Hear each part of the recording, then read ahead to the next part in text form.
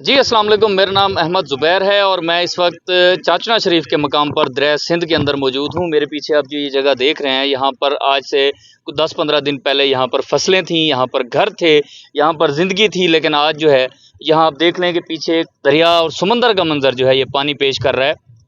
इस वक्त चाचना शरीफ के मकाम पर जो है 8,30,000 क्यूसेक का रेला जो है वो यहाँ से गुजर रहा है। ये 2010 के बाद ये 15 सालों में ये बड़ा जो सैलाबी रेला है ये पहली दफ़ा यहाँ पर आया है और इन 15 सालों में इन जगहों पर जो है वो पानी कभी नहीं आया था।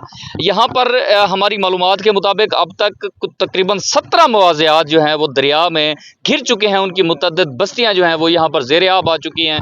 हज़ारों की तादाद में लोग जो है यहाँ पर महसूर होकर रह गए हैं। रेस्क्यू 1122 जो है वो यहाँ पर लोगों को रेस्क्यू करने की कोशिश कर रही है, लेकिन महदूद वसाइल की बुनियाद पर वो अपनी दिन रात कोशिश कर रहे हैं, लेकिन उसके बावजूद हज़ारों लोग जो हैं वो इसके अंदर फंसे हुए जो है अभी तक मौजूद हैं। यहाँ पर हमने अंदर दरिया में जाकर देखा, यहाँ पर जो लोग हैं वो चीखो पुकार कर रहे हैं और वो इंतज़ामिया की नाअहली जो है उसकी दुहाइयाँ दे रहे हैं। यहाँ पर इनके पास जो जानवर हैं, जो जानवर इनके घरों में महसूर हुए हैं, यहाँ पर रुके हैं, उनके पास चारे का ना बंदोबस्त है और ना यहाँ पर जो लोग जो फंस गए हैं, जो बाहर नहीं निकल सके अभी तक, उनके लिए खाने का कोई बंदोबस्त है।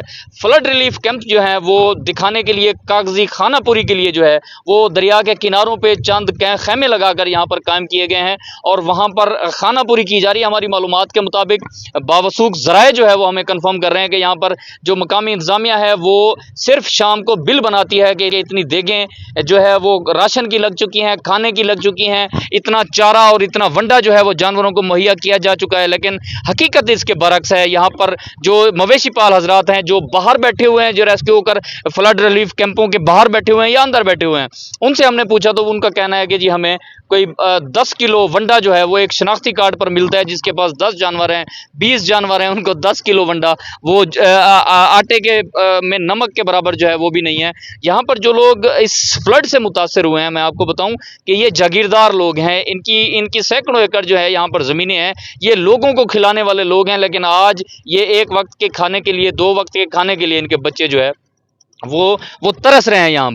यहाँ मेडिकल के हवाले से बात करें तो जो मेडिसन यहाँ पर दस्तयाब है, ना जल्दी अमराज की मेडिसन यहाँ पर मिल रही हैं, ना वबाई अमराज की कोई मेडिसन मिल रही है। यहाँ 2-4 जो मशहूर मेडिसन है वो जो हर जगह पे दस्तयाब हैं, वही यहाँ पर रख कर जिस तरह का मरीज़ आता है उनको यही दवाई दी जाती है और उनको टरखा दिया जाता है। यहाँ के जो लोग हैं और यहाँ की जो ये फंसे हुए लोग हैं, ये सैलाब से मुतासरा लोग हैं, ये सारे वज़ीर आला पंजाब से और वज़ीर आज़म पाकिस्तान से मुतालबा कर रहे हैं कि हकीकी मानों में यहाँ पर सर्वे कराया जाए इस एरिए का, चाचना शरीफ और इसके इर्द गिर्द के इलाकों का सर्वे कराया जाए और इनके नुकसान का तखमीना लगाकर इनके जो नुकसान का है वो अजाला कराया जाए। यहाँ पर अगर जिस तरह अपर पंजाब में ये पानी, वहाँ पर इसने थोड़ी बहुत किसी 2-4 हाउसिंग सोसाइटियों में ये पानी घुसा है, वहाँ पर जितना शोर मचा है, इतना शोर यहाँ के लोकल लोगों के तबाही पर नहीं मच रहा, यहाँ की बात नहीं हो रही।